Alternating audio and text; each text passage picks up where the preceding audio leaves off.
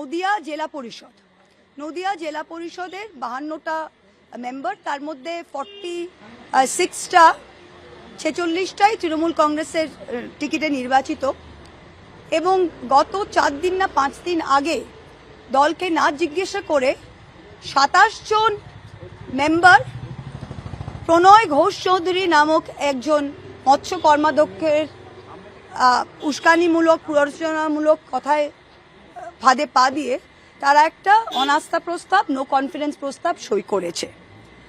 আজকে কি দেখা গেছে? আজকে দেখা গেছে যে সেই একই প্রণয় ঘোষ চৌধুরী 40 লাখ টাকা কোনো একজন মহিলাকে দিয়েছেন যার সাথে তার সম্পর্ক ছিল, তাকে তৃণমূল কংগ্রেস থেকে পলাশীপাড়ার বিধানসভার টিকিট দেওয়ার জন্য। এবং আজকে তিনি কেস করেছেন এবং বলেছেন যে আমাকে দল 40 লাখ টাকা দিয়ে আমাকে টিকিট দেওয়ার কথা ছিল, আমি টাকা দিয়ে এসছি, দল আমায় টিকিট দেয়নি, রূপবানুকে দিয়েছে। তো আমি বলতে চাই যে যেই মানুষ 1.5 মাস আগে বা 2 মাস আগে 40 লাখ টাকা দিয়ে তৃণমূল কংগ্রেসের টিকিট দেওয়ার এতই আগ্রহী ছিলেন, আর অবভিয়াসলি তৃণমূল কংগ্রেস টাকা নিয়ে টিকিট দেয় না, কারণ তাকে দেয়নি, এবং রূপবানুর রহমানকে টিকিটটা দিয়েছিল এবং সে জিতেছিল, সেই মানুষটার আজকে সে বলছে যে না আমি যে সভাধিপতি হব, আর সবাইকে টোপ দিচ্ছে। যেই মহিলা নাম্বার 2, আমি নামও নেব না, ভৌমিক সাহা, যিনি নাজিরপুর থেকে দাঁড়িয়েছেন, তিনি আজকে সব্যসাচী দত্তর সাথে 4 কোটি না কত কোটি সোনা তার বাড়ি থেকে আজকে উদ্ধার হয়েছে। তিনি হচ্ছেন সেকেন্ড নাটের গুরু। আরেকজন হচ্ছে যে আমাদের প্রাক্তন রানাঘাট সাইডের প্রেসিডেন্ট, যিনি নির্বাচিত হয়েছেন তৃণমূল কংগ্রেসের সিম্বলে এবং পূর্ত কর্মাধ্যক্ষ, এবং গতকাল তাকে মুখ লুকিয়ে নোভোটেল হোটেলে ঋতব্রতদের সাথে দেখা গিয়েছে। তা আমি বাকি 24 জনকে বলছি, শিলা, লিলুফার, আপনাদের বেথুয়া মার্কেটে 3-3টে ঘর বাকি আছে, তা আপনাদের বলেছে তুহি যে সেগুলো দিয়ে দেবে। রেঞ্জার হালসানা, আপনি ফোনে বলেছেন যে করিমপুরের 8 জন যে আছে তাদের 10-10 লাখ টাকা তারা যদি পায় তারা উঠিয়ে নেবে। করিমপুরের অনুভা বলেছে 6%-এর ভাগ, আমার কাছে রেকর্ডিং আছে 6%-এর ভাগ। তিনি বলেছেন যে মমতা ব্যানার্জি কংগ্রেসে গেলে আমি তার সাথে কংগ্রেসে যাব। অনুভা ম্যাডাম, মমতা ব্যানার্জি কোনদিন কংগ্রেসে যাবেন না, যদি জানো আপনাকে নেবেন না, ঠিক আছে? তাই আমি প্রত্যেকটা এই 27 জনকে বলছি যে আপনারা দয়া করে 2 তারিখে আপনাদের ডেট এসছে, 2 তারিখে যারাই দলের এই টাইমে লোভে, দলের এই টাইমে দলের সাথে গাদ্দারি করে এই অনাস্থা প্রস্তাবে সই করেছেন, অবশ্যই 2 তারিখে যাবেন এবং আপনারা সভাধিপতিকে ফেলুন, কারণ আমরা চাই না যে আপনাদের মতো 27টা গদ্দার আমাদের দলের সাথে যুক্ত থাকুক। আপনারা আমাদের কর্মীদের বলে আমাদের সিম্বলে জিতেছেন, আপনারা প্লিজ 2 তারিখে যান, সবাই যাবেন। তরুণ বাবু থেকে আরম্ভ করে আপনার রেঞ্জারের বউ থেকে আরম্ভ করে চম্পার গোয়াস যে মহিলা সমিতি করে কি করে তাও আমরা জানি, সবাই যাবেন এবং আপনারা 2 তারিখে ফেলুন। আমরা চাই ওখানে বিজেপির হোক, বসুক, আর আপনারা নয়তো অ্যাডমিনিস্ট্রেটর বসুক, আমরা এটা চাই। আমরা কেউ চাই না, মমতাদি চাই না, আমি চাই না, তৃণমূল কংগ্রেসের কর্মীরা চাই না যে এই 27টা গাদ্দারকে আমরা 1 মিনিটও পিঠে বই।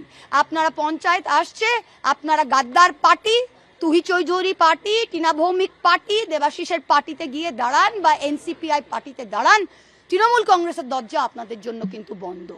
আপনারা যেখানেই খেতে চান অন্য জায়গায় গিয়ে খান, এই দরজাটা বন্ধ। ठीक है, ठीक है। 21 में आप लोग हम इसका विचार नहीं करना चाहते हैं। देखिए, जब कोई मसनद पे बैठते हैं ना, तो उनका धर्म क्या होता है? हिंदू धर्म, मुसलमान धर्म नहीं होता, उनका धर्म राजधर्म होता है। जब ममता बनर्जी पहले मसनद पे आई थी 2011 में, उन्होंने कहा था कि बदला नोई बदल चाहिए।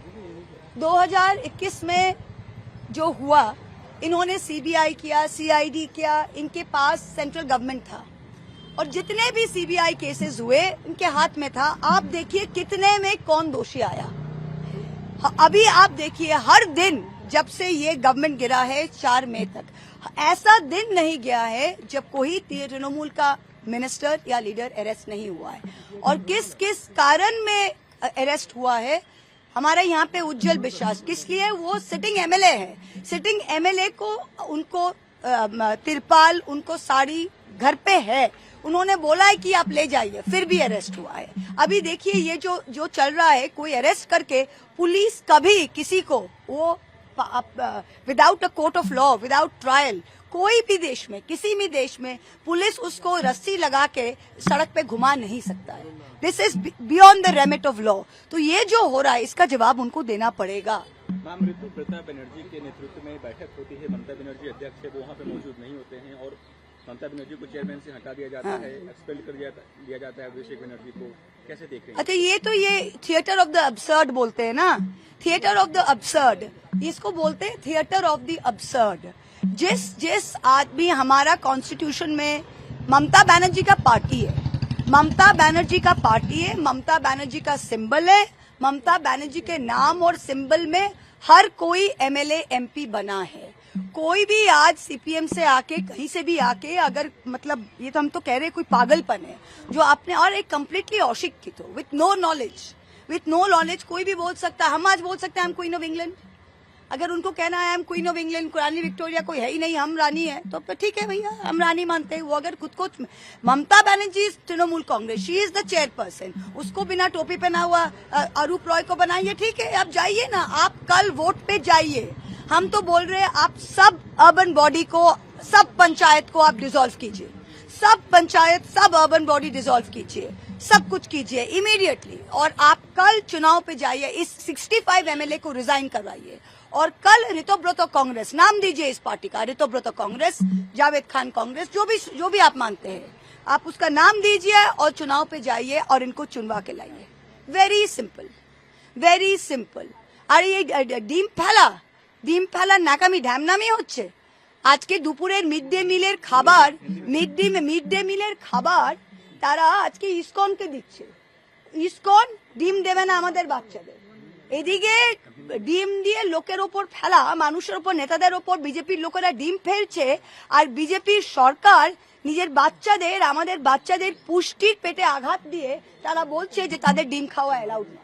এটা হয়? আপনারাই বুঝুন। अरे और हिंदी नहीं बोलेंगे, हाँ नहीं हो गया, और हिंदी नहीं बोलेंगे, বাংলায় बोलेंगे।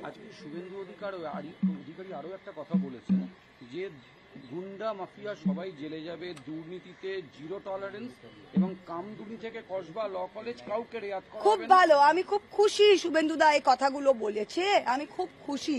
আমি একটাই জিনিস ওনাকে রিমাইন্ড করতে চাই যে যিনি যেই 65টা বিধায়ককে যিনি তার নিচে কাছে রেখেছেন বা যাকে জানে তিনি কন্ট্রোল করছেন, বা যেই ঋতব্রত লবি যেটা শুভেন্দু অধিকারীর কথায় এলওপি হয়েছে, এই 65টাদের রেকর্ডটা আপনি খুলুন।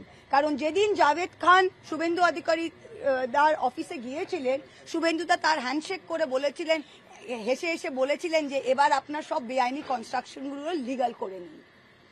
ঠিক আছে, এই হচ্ছে সিস্টেম। ওয়াশিং মেশিন যেটা দিল্লিতে চলতো সেটা এখানেও চলছে। আজকে ভয়ে সবাই যাচ্ছে কেন? জেব্বের শেখ চাপড়া, সে যাচ্ছে কেন? রুকবানুরকে সরিয়ে জেব্বের শেখকে চাপড়ার টিকিট দেওয়া হয়েছিল। আজকে জেব্বের শেখ কি করে হাত মেলাচ্ছে? কেন বলছে যে না আমার ওপর খুব চাপ? কিসের চাপ? না আমার কর্মীদের বাঁচাতে হবে। কর্মীরা বাঁচতে চায় না, ওখানে আইএসএফও সিম্বল দিয়েছিল, বিজেপিও সিম্বল দিয়েছিল, তৃণমূলও সিম্বল দিয়েছিল, সবাইকে হারিয়ে জেব্বের শেখ তৃণমূল কংগ্রেসে জিতে এসেছে। কর্মীরা লড়াই করে এসেছে। কর্মীরা কোনোদিনই বলতে পারে না যে ভাই বাঁচার জন্য তুমি আজকে বিজেপি করো।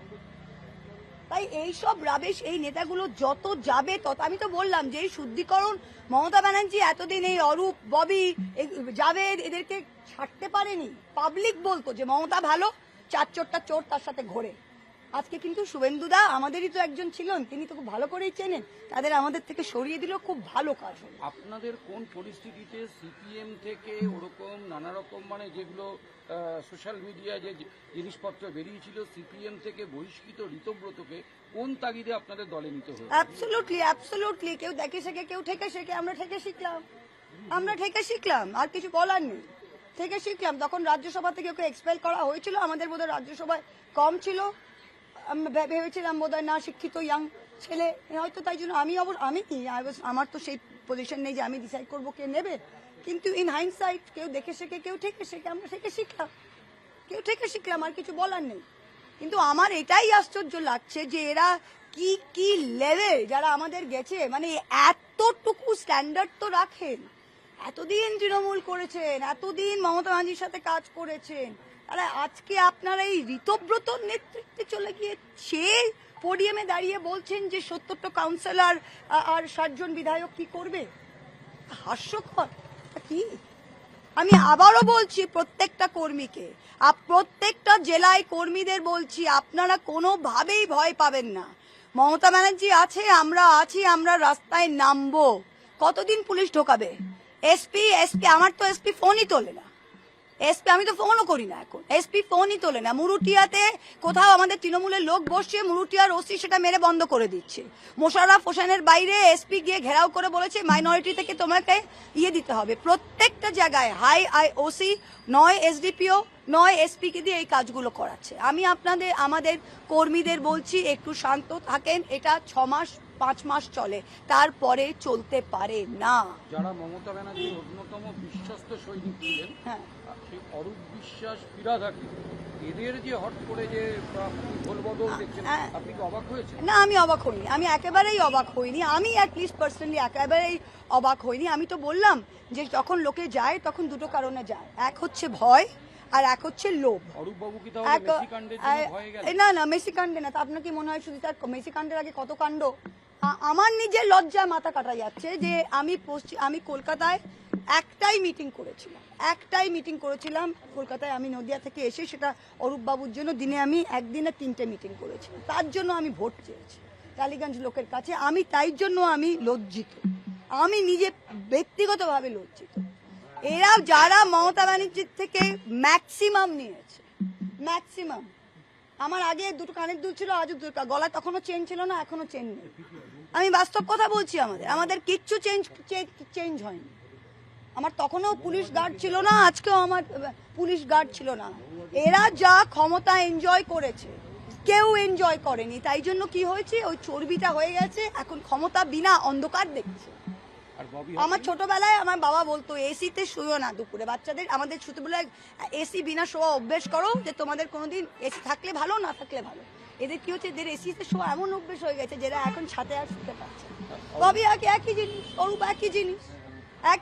নুয়ালিপুরে কি মাফিয়া আরম্ভ করেছিল, মানে লোকের বাড়িতে ভেতরে কাজ হলে তার ভাইয়ের বউ সেখানে চলে আসতো। এখন তো বাঁচতে হবে। খুব ভালো। আমি তো বললাম এটা দলের শুদ্ধিকরণ হয়েছে। যে কাজ মমতা ব্যানার্জি আমরা লাস্ট 15 বছরে দলের ভেতরে করতে পারলাম না, শুভেন্দু অধিকারী 1 মাসে একদম সাফ করে দিল। আর কর্মীদের বলবো এই সাফ দল, এটা মমতা ব্যানার্জি আর কর্মীদের দল, কেউ কোথাও যাবেন না। আমাদের তৃণমূল কংগ্রেসের প্রকৃত কর্মী কারো এত অসহায় অবস্থা হয়নি যে তারা ঋতব্রত কংগ্রেস করবে বা ববি হাকিম কংগ্রেস করবে বা অরূপ বিশ্বাস কংগ্রেস করবে। আমার দৃঢ় বিশ্বাস নদিয়া জেলার যারা প্রকৃত তৃণমূল কংগ্রেস আছে তারা কিন্তু মমতা ব্যানার্জি কংগ্রেসই করবে। তাহলে কি শুভেন্দু एक है राम जी अयोध्या, राम मंदिर जहाँ बना हुआ है, और एक है जो शिव जी का महाकाल मंदिर उज्जैन में। तो पहले राम मंदिर में क्या चल रहा है, राम मंदिर में चंपट राय क्या कर रहे हैं आपको पता है। वहाँ पे आपका नृपेंद्र मिश्रा प्रिंसिपल सेक्रेटरी, हमारे निर्वाचन चुनाव आयोग के जो है वो भी वहाँ पे है, शामिल है बोर्ड पे। 70 किलो रूपा चांदी, 1250 किलो सोना, 200 करोड़ कैश, श्री राम जी की मूर्ति, पादुका सब गायब है। किसी को पता नहीं कहाँ है, कुछ नहीं हो रहा है, कोई एफआईआर भी दर्ज नहीं हुआ है। ऐसा कुछ हो जाए और ये पब्लिक फंड से बना है कि नहीं बना है, तो कुछ भी नहीं दायर हुआ है। मोहन यादव का जब से वो एमपी में शिवराज सिंह चौहान को उन्होंने केंद्र में ले आए, मोहन यादव को वो बनाए हैं सीएम। मोहन यादव जी के परिवार जो है 140 करोड़ से भी ज्यादा, जहां जहां इंफ्रास्ट्रक्चर प्रोजेक्ट, जहां जहां हाईवे हो रहा है, वहां पे पहले से जानकारी है कि यहाँ पे हाईवे होना है, यहाँ पे कनेक्टिविटी बढ़ना है, वहां से जमीन ले ले। जैसे मुझे पता है कि आज यहाँ पे बाईपास होना है तो दाम तो बढ़ेगा ही, तो पहले में 3 एकड़ खरीद लिया। तो जब वो ऐसा कर रहे, तो अभी उनके सब कोई उनके फैमिली में इनके इन्वॉल्व है, इनके कजन्स, इनके सब कुछ। तो जब आज आप देखिए बीजेपी का हरियाणा का कुरुक्षेत्र में उन्होंने अपना जो कुरुक्षेत्र का डिस्ट्रिक्ट प्रेसिडेंट है उनको भी हटाना पड़ा। तो हम तो कहते हैं जब बीजेपी करता है तब ये तपस्या है, और जब मामूली लोग करते हैं तब ये स्कैम हो जाता है। लखनऊ में देखिए ना, आग में, लखनऊ में कोचिंग सेंटर में आग में, लखनऊ आदित्यनाथ का कैपिटल है, 15 लोग वहां पे दोपहर में मारे गए जल के स्टूडेंट कोचिंग सेंटर में। कोई बात सुना? कोई नहीं बात सुना। कलकत्ता में एक डेथ अगर होता ममता बनर्जी के टाइम में तो सब पूरी दुनिया की मीडिया यहाँ आ जाके ऐसा करती कि ममता बनर्जी ने खुद ही आग जला दिया है। तो सब देखिए, आप लोग देखते देखते जाइए।